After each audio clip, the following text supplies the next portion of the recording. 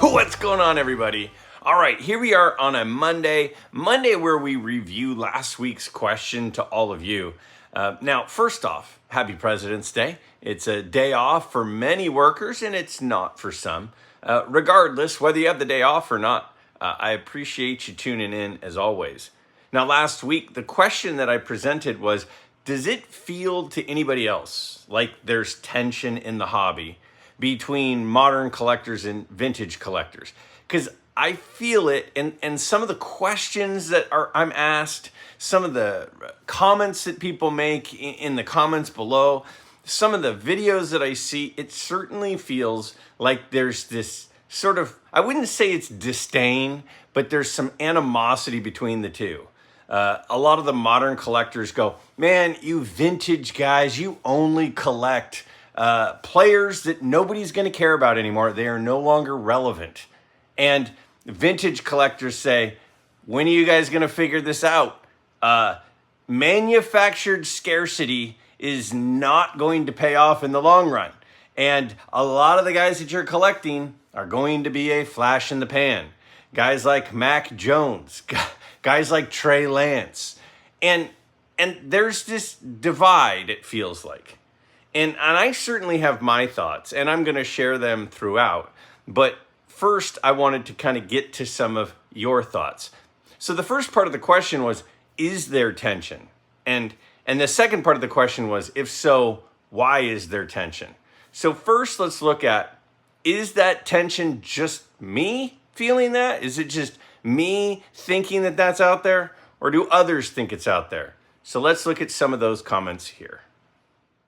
Some said, yes, there's some hobby tension or something's happening. My buddy Old Sarge Collect says, great video, Greg. For next week's question about the feud between vintage and modern collectors, I think most of that tension has been brought on by YouTubers. The YouTubers in mind are some of the bigger names that I won't mention here, but they have no qualms about sharing their opinions about the opposite side of the aisle. This obviously happens on both sides of the aisle. I've heard modern collectors talk trash and vintage collectors and vice versa. What gets me is that we all started off as modern collectors, opening packs of cards. But now, days of our generation, midlife, collect for the love of the hobby in the game, and modern collectors do it for profit, or so it seems. This next one says, answer for next week. I feel like it is less attention and more general judgment of the other. Modern collectors may look at vintage collectors as old heads who are chasing cards no one will care about in the future.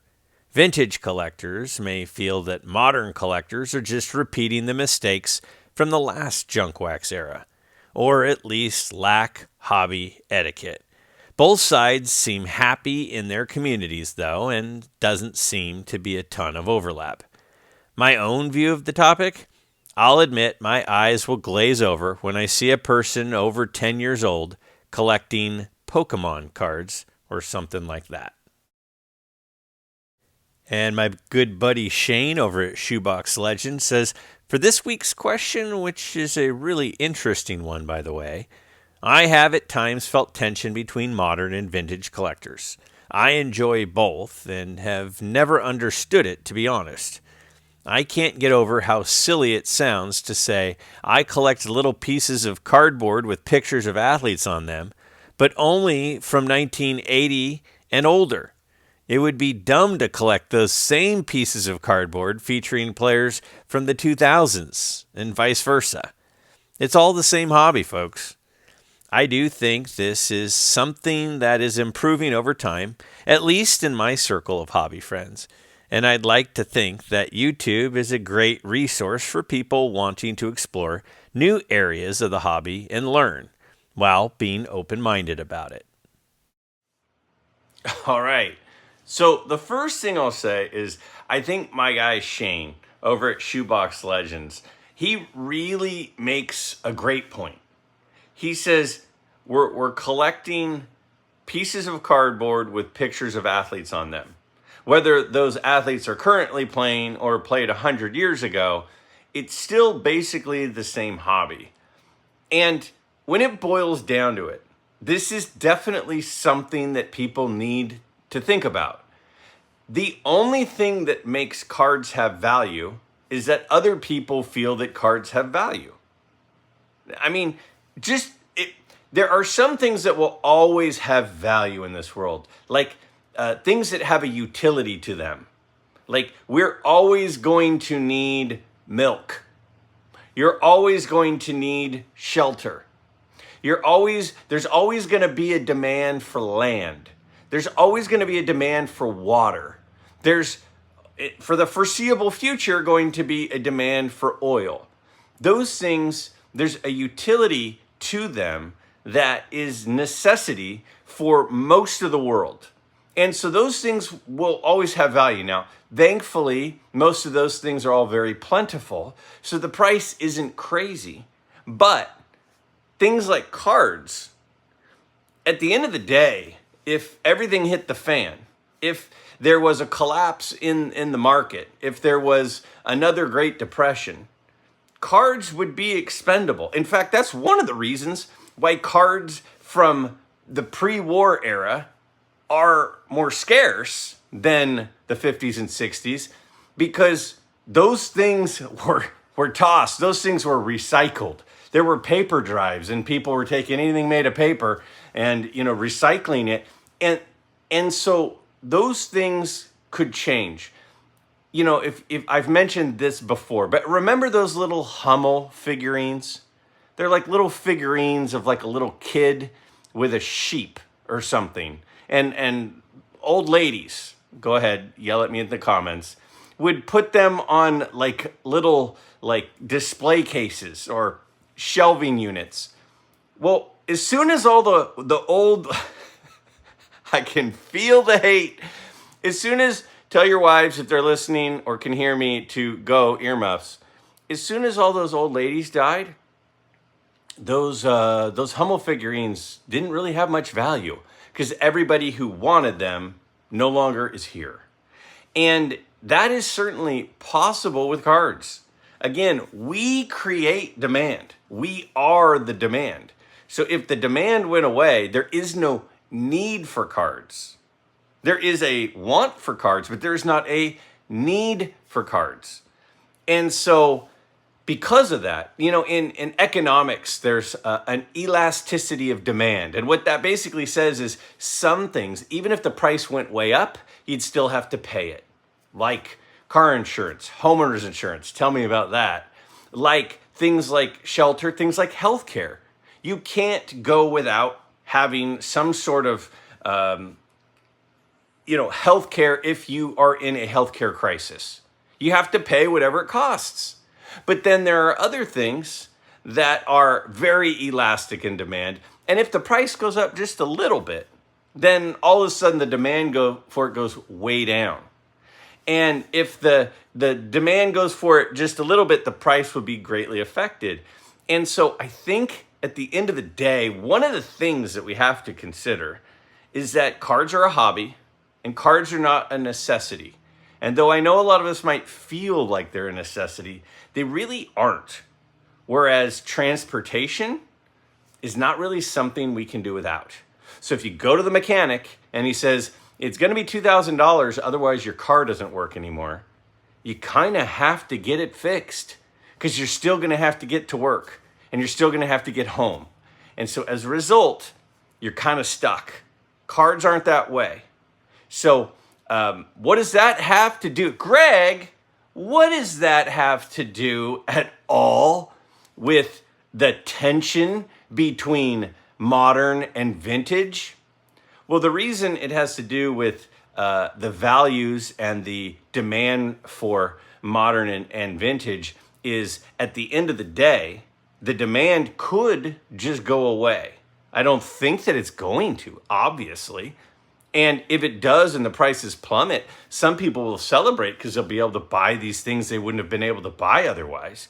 But the demand isn't as stable in something like cards as it is in something like milk or water. Some people said, yeah, there's hobby tension from the vintage collectors. My buddy Juho says, I actually feel vintage collectors hate on modern investors more, while modern collectors are all assumed to be flippers by the vintage community. It goes both ways, though. Some of the modern folks need to stop saying vintage is old and will go out of style. And the vintage folks need to lose the I'm more experienced, get off my lawn superiority complex to collecting. I see this vintage mentality a lot. Modern, new collectors are needed to keep this hobby alive. And my good friend Brent over at Brent Richards and Baseball Cards says, what a great episode, right up my alley. I long for the days when we were rubber banding the teams together as we opened packs and loving just getting the guys we liked out of packs. Wonderful, simple days. My favorite times, but then again, I didn't have friends like you back then. Maybe these days can be good or as good if we all collect how we enjoy and tune out all the noise. As far as the rivalry between modern and vintage collectors, it is there. I think most of the hate comes from the vintage side toward the modern guys and making fun of them, etc. Luckily, a lot of my friends in the hobby do both, so there is no tension there. There might be some lack of respect from the younger crowd toward the older collectors, but I just don't hear about that as much as from the older vintage guys making fun of the younger modern collectors. I wish everyone would just get along and respect each other's collecting styles and realize that people are different, and no two collectors are the same either. I think we need it to have a healthy and fun hobby. As far as positives with the tension, I think if some of the younger crowd would listen a little bit and learn from more about the history of the game, that could be a positive. And from the other end, I think the vintage-only collectors can realize that there are some really cool and enjoyable cards to collect that aren't pre-1980. All right, so couple of good responses there from a couple of longtime contributors to the channel, Juho and Brent Richards. And I think that what they're saying, I agree with. I do think from time to time, modern collectors will say, nobody cares about the old guys. Those guys are irrelevant. Nobody knows about them. They're dead. People want to collect who they see on TV. They say that a little bit. But I do think that more vintage collectors kind of throw shade at modern collectors. Now, why is that? Now, first of all, I don't think, in a lot of cases, I don't think it's because they're trying to be nasty. I don't think it's because they're trying to just be mean. I think that a lot of vintage collectors are people who lived through the junk wax era. And they feel, to a certain extent, a little bit snake bit. They feel like I spent money on these cards. And then these cards are worth like very little, not in every case. In many, many cases, those cards are worth very little. Even, the superstars of the 88, 89, 87, 1990, 91, most of those cards, even the superstar cards, are worth almost nothing. And they're with just a handful of exceptions. And so I think that a lot of vintage collectors are like, don't get burned like I got burned.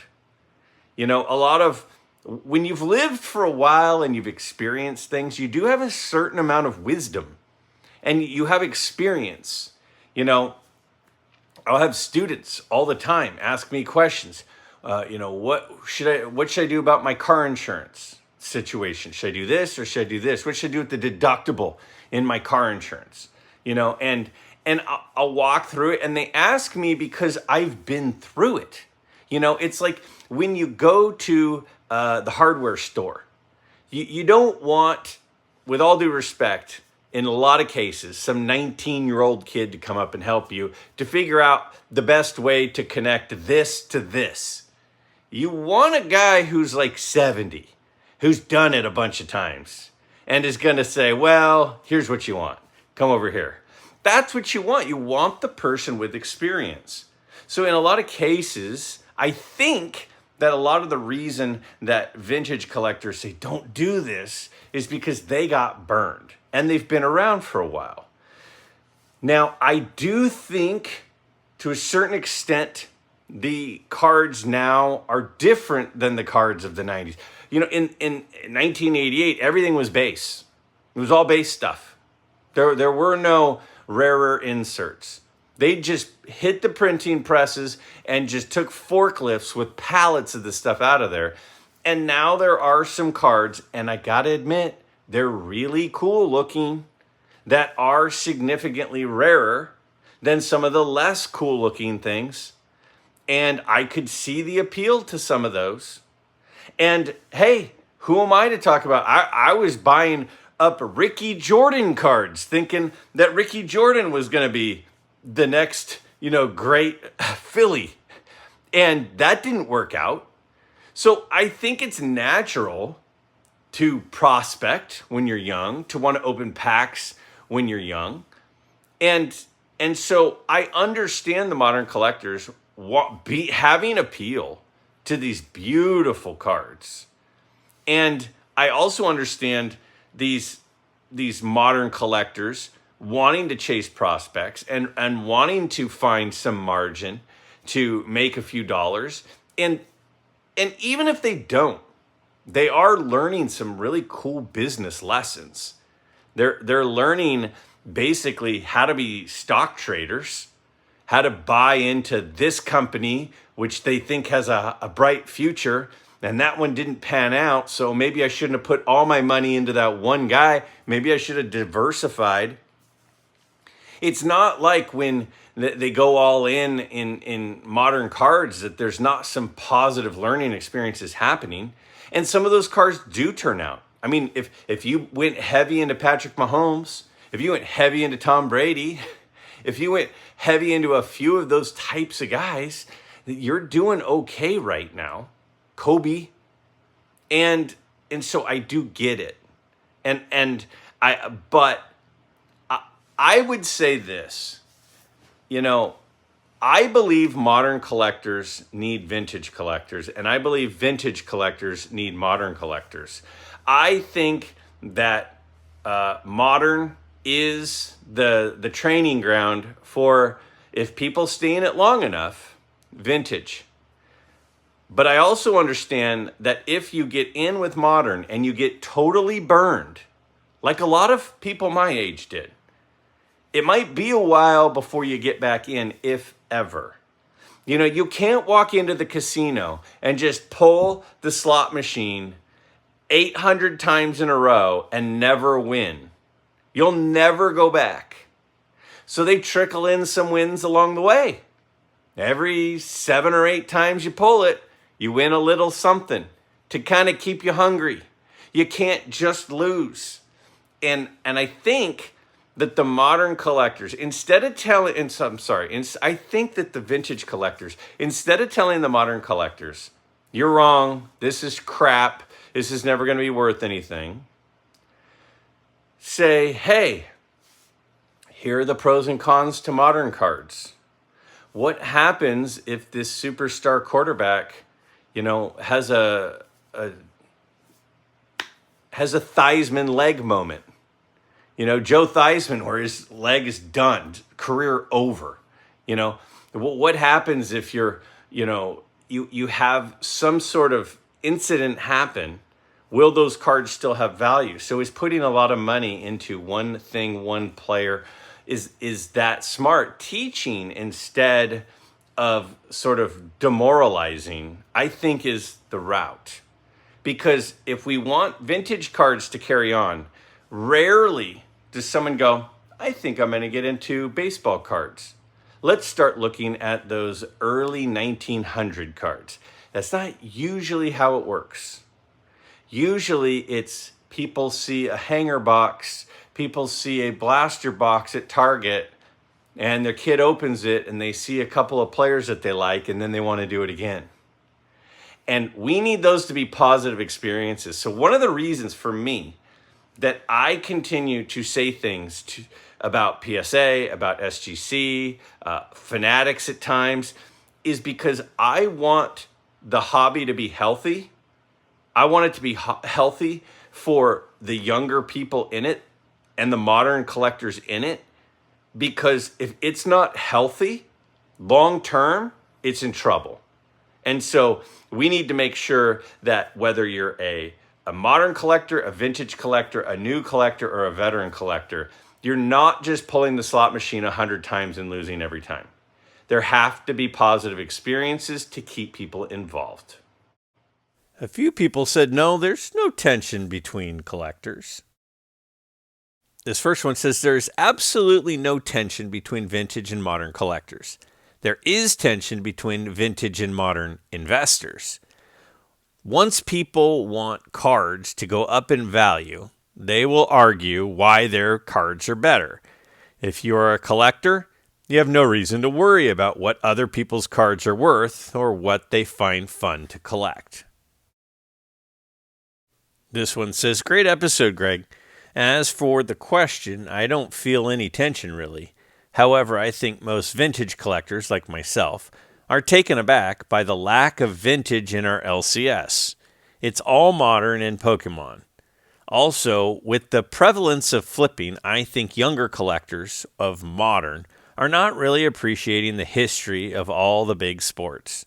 So again, not tension, but a bit of concern about the lack of interest in the history of sports and vintage cards.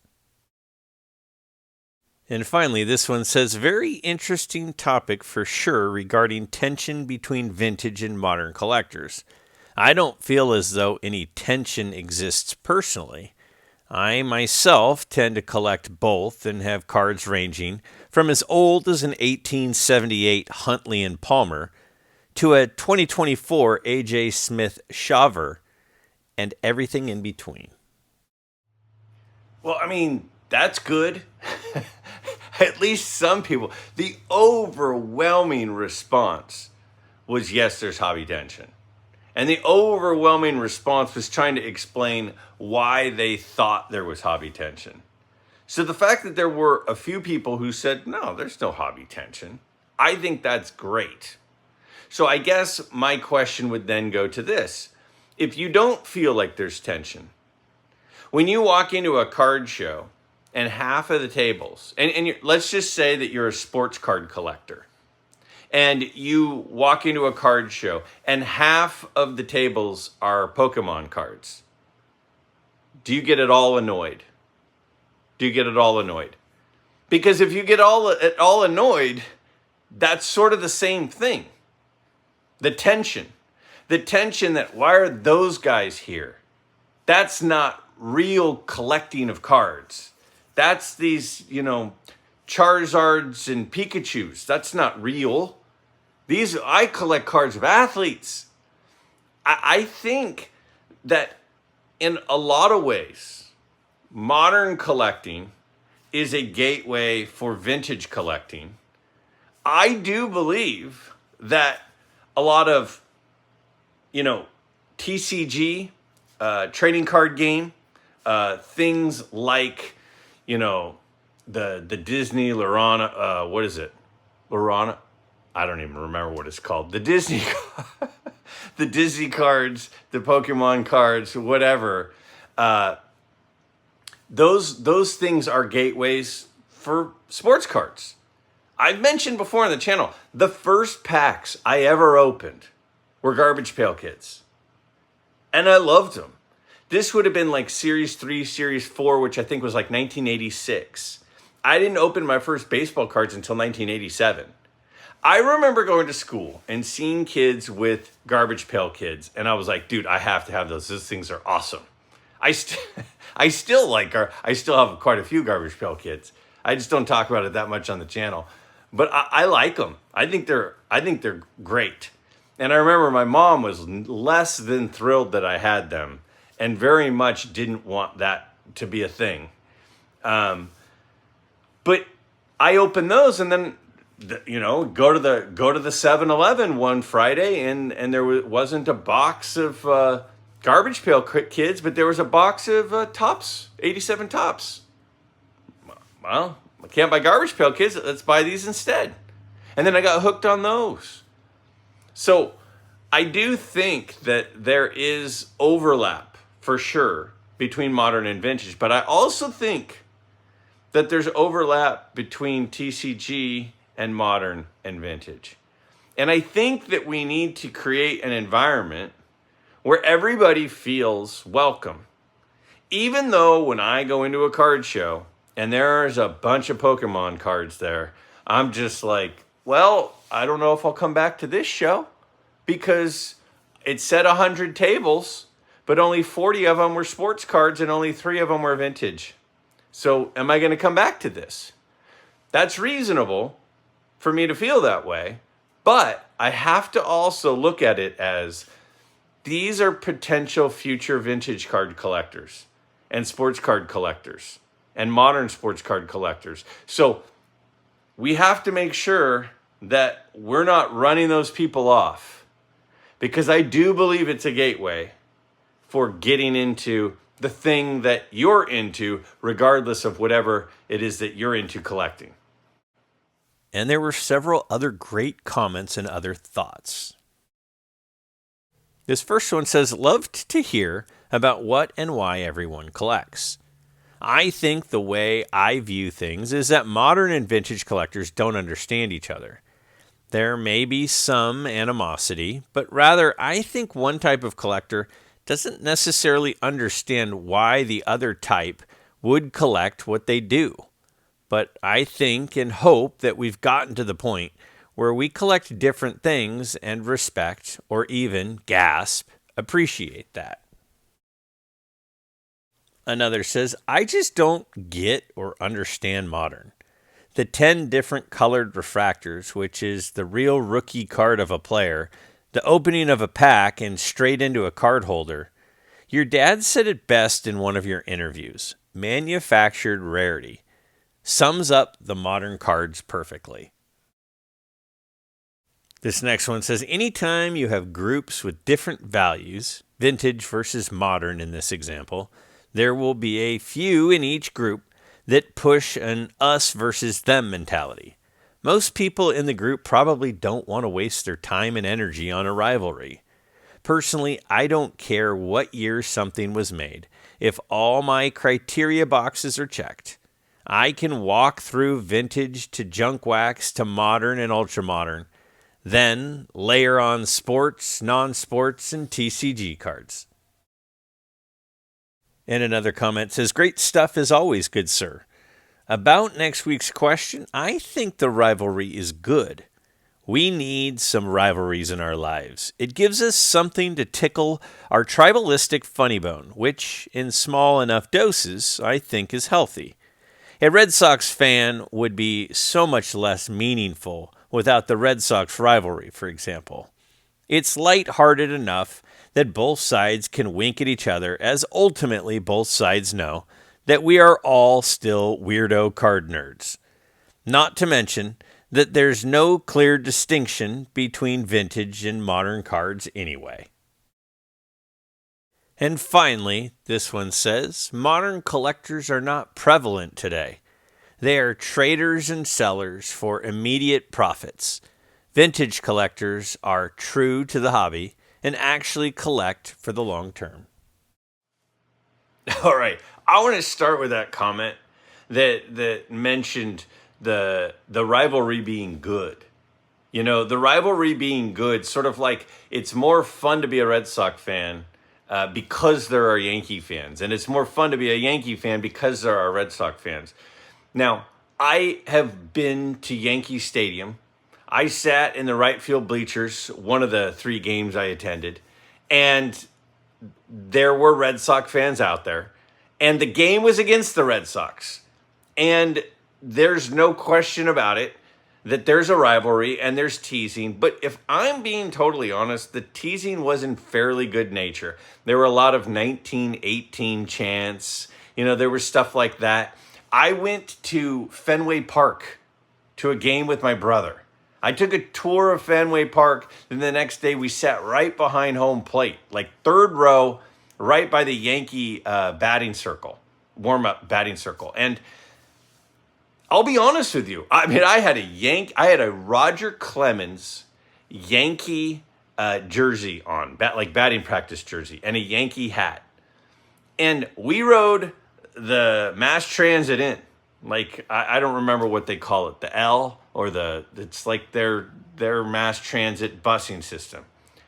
I didn't feel in in danger at any point. I didn't feel like anybody hated me at any point. I literally would remember like walking up to get like a beer during the game, and all the Red Sox fans would see me and just go, these Yankee fans. Like, it was good. It was like civilized. And maybe it was civilized because I sat in expensive seats. Maybe it was civilized because Red Sox fans actually are not that bad. I don't know, but literally, and that game was against the Yankees. I mean, it was the Yankees versus the Red Sox in Fenway, and I've been to the Yankees versus the Red Sox at Yankee Stadium, and neither time did I feel like anybody hated me. I felt like it was just kind of a joking sort of thing. I'm not saying other people didn't have other experiences, because I'm sure when people start drinking a lot, things get a little bit rowdy. But I do think there's some of that with modern versus vintage. And I think there's some of that with sports cards versus TCG cards. Sort of like, why would you collect that? You know? But I think that at the end of the day, it is important. I think that a rivalry is good to, like you say, to a certain extent. It kind of makes it fun. Like, it kind of gives you things to talk about, like we're talking about here. But I don't think it should ever be derogatory. I don't think it should ever be to the point where we're saying, you're an idiot if you're buying this. Like, at the end of the day, this is a hobby. And as long as somebody is having fun with it, you know, then it doesn't have to be about value. You know, and that's another comment that was mentioned in there about, you know, buying and selling and flipping. And, you know, some people collect cards as an investment. And some people collect cards 100% as a fun hobby and way to spend time to de-stress from the world. And there are people shoulder to shoulder next to each other at the National. And one person is there buying things with the intent of it going up in value, and the other person has absolutely very, very little interest in the value. And I have friends that fall in both categories. And I know that they both exist. You know, I did a video on Saturday, just a couple of days ago. I did a video and I sat and I talked about two cards that were super special to me. The combined value of those two cards is maybe $1. And they're two of my favorite cards in my collection. And I had a lot of people comment, this is so awesome. That's so great that, you know, you love these cards. Thanks for sharing the stories about why you love them. And then I had people that were like, I don't believe you. Literally, go read the comments. I don't believe you. There's no way that you could have cards that are virtually worthless mean something to you. And I'm like, no, really. They're two of those cards, those two cards that I showed are two of the last cards I would ever sell in my collection. And the way I look at it is sort of like this. It's like, you know, when my daughters come home from kindergarten, and they have an art project that they give me for Father's Day, right? Maybe it's got like a picture with a tie, and then it's got like little things that are like little things that they say about that I say to them or something, right? That's not a Picasso. That little art project is not a Picasso. It's not a Monet. It's not a Michelangelo. But I couldn't put it and sell it at eBay or go to a Christie's auction and put that piece of art up for sale. But you know what? those little things are treasured. I still have all of them. I have a special spot that I've kept all of that stuff. Why? Because it's priceless to me. Because it is as meaningful to me as anything I have. So some people can't even understand wanting cards that they don't think have monetary value. While someone else can be sitting there going, that's the most important card in my collection. Why? Because my grandpa gave it to me. Why? Because my dad gave it to me. Why? Because that was the present I got for my 10th birthday. Because that player, I met that player and they signed that card for me at the restaurant before the game. Like there are literally people in this hobby that represent every aspect. And as long as you're having fun and it's bringing you joy, I genuinely don't think there's a wrong answer. I don't think if you're buying commons from the 1988 top set to fill out your team set, that you're making a bad decision. If you're enjoying that. If you're buying modern cards and you're enjoying that. If you're buying vintage cards and you're enjoying that.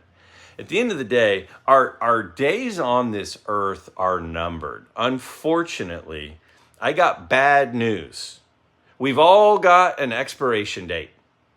We're all going to wear out. All of our bodies are going to wear out.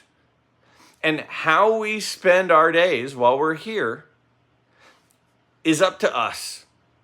And one of the things I want to be doing while I'm spending my free time is doing something that brings me joy.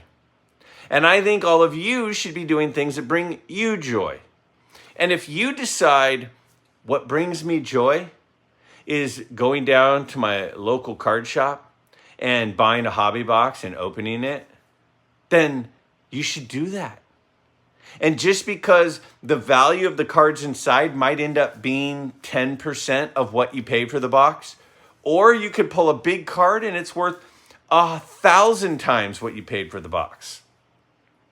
As long as you're enjoying yourself, I think that the hobby is really here for that. The hobby is here for us to enjoy ourselves. Some of us, the hobby is financial. Some of it, it's memories. And I can tell you, when I started this hobby of this channel right here, this thing, when I started looking into my camera and posting videos, my original intention was not to be making lifelong friendships. That was not the original intention. The original intention was to look forward and try to put myself into a new hobby, into a new world, for something to do, knowing that my kids were getting older and were going to need me less and less.